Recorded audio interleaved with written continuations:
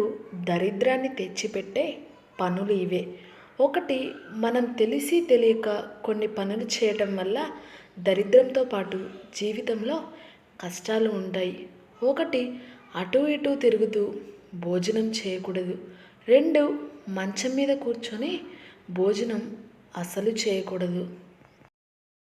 మూడు, భోజనం చేసిన వెంటనే స్నానం చేయకూడదు. నాలుగు, నేల మీద పడిన అన్నాన్ని కాలితో తొక్కకూడదు. ఐదు, ఇంట్లో చీపురుని ఎప్పుడు నిలబెట్టకూడదు, కాలితో తొక్కకూడదు.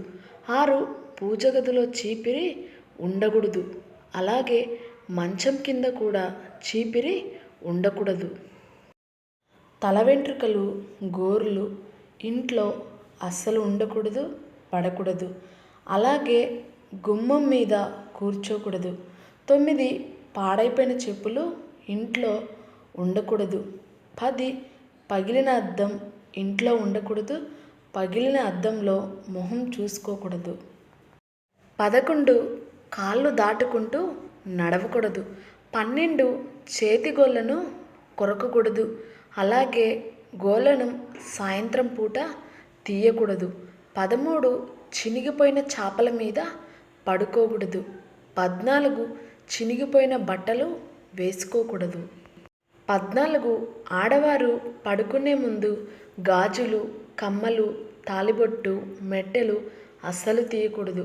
15, మిట్ట మధ్యాహ్నం స్నానం చేయకూడదు. 16, స్నానం చేసిన తర్వాత తుడుచుకున్న బట్టలు తలుపు పైన అసలు వేయకూడదు. 17, స్నానం చేయకుండా పూలను తెంపకూడదు. 18, పూజ చేసేటప్పుడు నుదుటున కుంకుమ బొట్టు లేకుండా పూజ చేయకూడదు.